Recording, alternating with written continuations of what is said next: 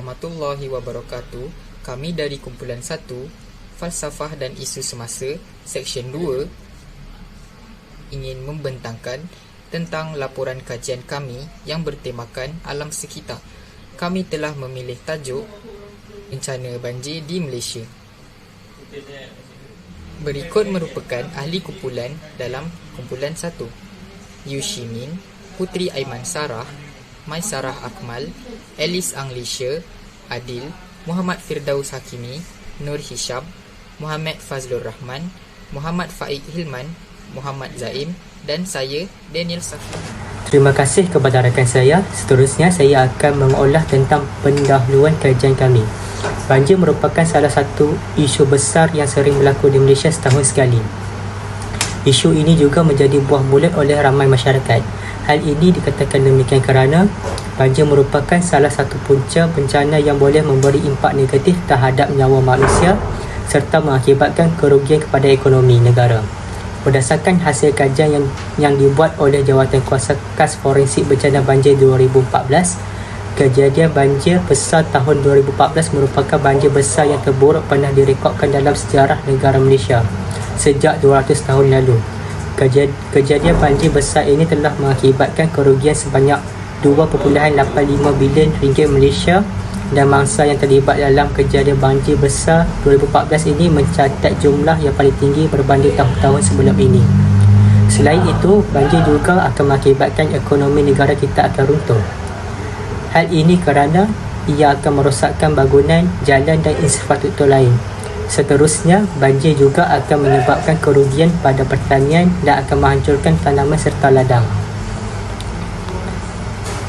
Tambahan pula, tidak melakukan proses penyelenggaraan sistem saliran juga menyumbang kepada berlakunya banjir besar di kawasan perumahan, di mana sistem saliran tidak dapat menampung jumlah air yang sepatutnya ditampung oleh sebuah sistem saliran tersebut.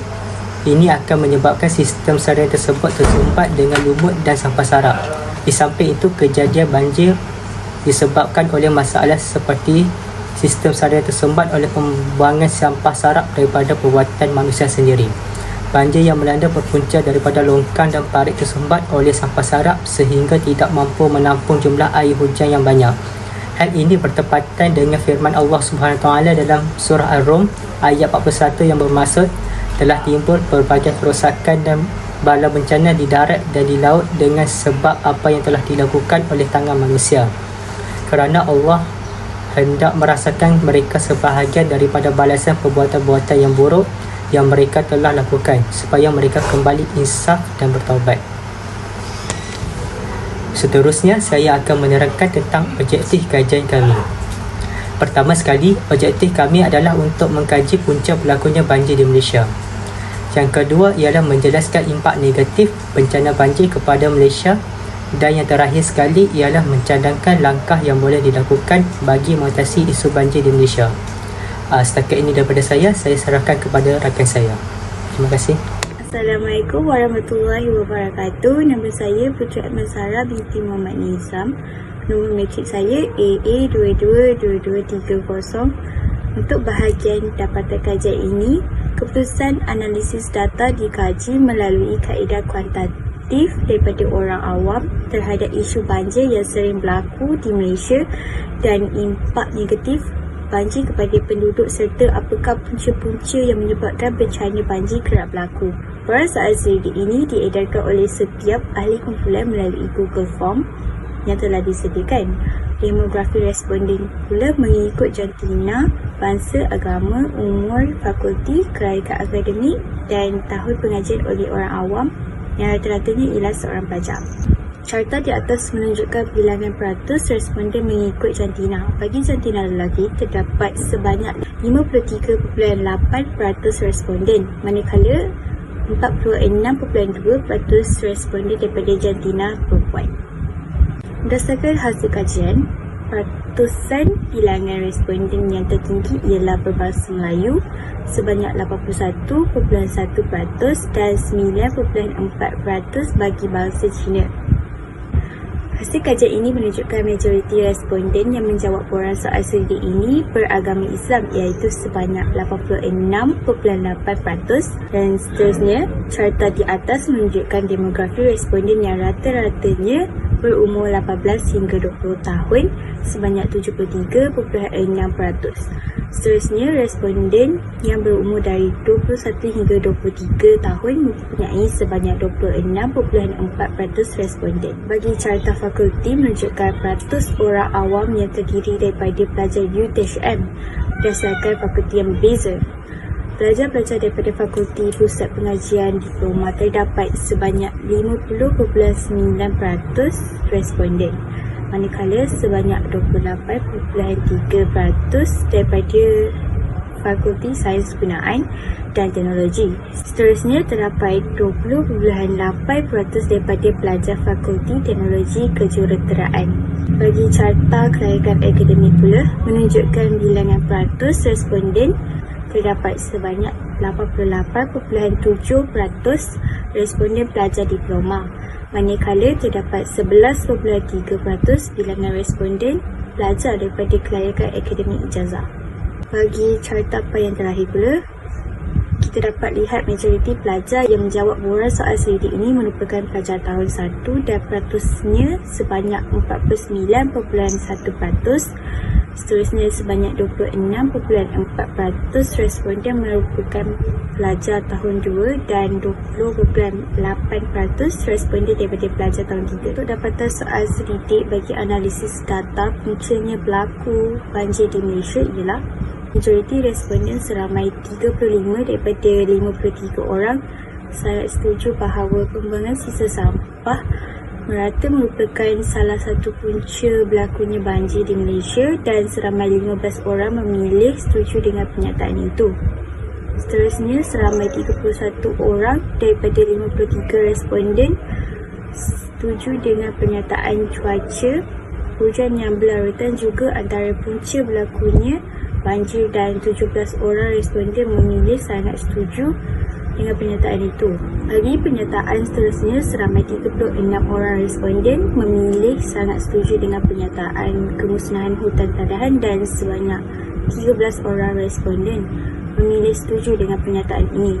Pernyataan sistem peparitan yang tidak terancam pula mempunyai seramai 36 orang responden memilih sangat setuju, dan 11 orang responden memilih setuju dengan pernyataan ini.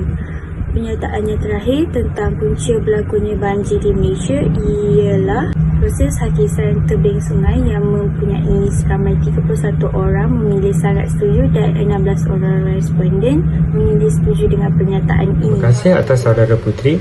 Assalamualaikum. Saya Adil bin Muhammad Hafiz, nombor metrik AA222241, dan saya akan membincangkan dapatan soal selidik tentang impak negatif bencana banjir kepada masyarakat. Berdasarkan kajian kami, didapati bahawa majoriti responden sangat bersetuju bahawa impak negatif bencana banjir kepada masyarakat ialah risiko merenggut nyawa dan risiko meningkatkan penyakit yang menjejaskan masyarakat. Selain itu, majoriti responden juga sangat bersetuju bahawa banjir mengakibatkan sumber air bersih yang terhad dan juga melumpuhkan aktiviti harian masyarakat. Malahan, majoriti responden setuju bahawa banjir mengundang kepada kemerosotan ekonomi negara. Seterusnya, saya akan membincangkan dapatan soal selidik tentang langkah-langkah bagi mengatasi isu banjir di Malaysia. Berdasarkan graf, majoriti responden sangat bersetuju bahawa isu banjir di Malaysia dapat diatasi dengan memastikan sistem peparitan berada dalam keadaan yang baik. Selain dari itu, majoriti responden juga sangat bersetuju bahawa isu ini dapat diatasi dengan membina tempat-tempat menanggung air banjir, membesarkan dan membersihkan kawasan saluran air, membersihkan kawasan persekitaran sungai, dan akhir sekali menaik taraf sistem amaran banjir. Sekarang, saya akan menguraikan pembincangan dan analisis kajian kepada kami tentang punca-punca berlakunya banjir di Malaysia. Di antara punca berlakunya banjir di Malaysia adalah sistem peparitan yang tidak terancang. Hal ini berlaku apabila pembangunan yang membangun dengan pesat. Disebabkan oleh itu, sektor pembangunan harus lebih perhatian dengan menguruskan sistem perparitan. Selain daripada itu, banjir di Malaysia juga berlaku akibat pembuangan sisa sampah merata-rata. Hal ini disebabkan oleh manusia yang menganggap perkara ini tidak penting. Justru, individu-individu seperti ini haruslah dikenakan denda apabila didapati membuang sampah merata-rata. Di samping itu, kemusnahan hutan tadahan juga adalah antara punca berlakunya banjir di Malaysia. Hal ini dikatakan sedemikian kerana aktiviti penebangan hutan yang tidak terkawal boleh mengundang kepada banjir. Oleh itu, had kegiatan menebang mestilah diletakkan kepada sektor-sektor perindustrian yang menggunakan sumber hutan sebagai sumber utama mereka. Itu sahaja daripada saya. Seterusnya, saya akan menyerahkan perbincangan dan analisis kajian kepada saudara Firdaus Hakimi. Terima kasih. Terima kasih saudara Adil atas penyampaian tadi. Seterusnya, kita sambung tentang punca berlakunya banjir di Malaysia. Yang keempat, risiko merenggut nyawa masyarakat. Kesukaran masa untuk pindah ke kawasan yang selamat. Masyarakat mungkin menghadapi kesukaran dalam mengambil tindakan untuk berpindah ke tempat yang lebih selamat jika mereka terdedah pada ancaman atau bencana. Kekurangan waktu yang tidak cukup boleh menghalang mereka daripada menyelamatkan diri dengan segera. Yang kedua pula, arus air yang deras mengancam penduduk. Kehadiran arus air yang deras seperti banjir atau sungai yang meluap boleh menjadi ancaman serius terhadap keselamatan dan nyawa penduduk. Seterusnya kita pergi kepada sumber air bersih yang terhad. Pertama, akan mencemarkan sumber air bersih seperti air minuman. Hal ini dikatakan demikian kerana terdapat ancaman terhadap sumber air yang boleh digunakan sebagai air minuman kerana pencemaran. Antara faktornya ialah pencemaran kimia, sisa industri atau pembuangan sisa manusia. Yang kedua pula ialah tercemar oleh bawaan air banjir yang telah bercampur dengan pelbagai sisa air yang kotor.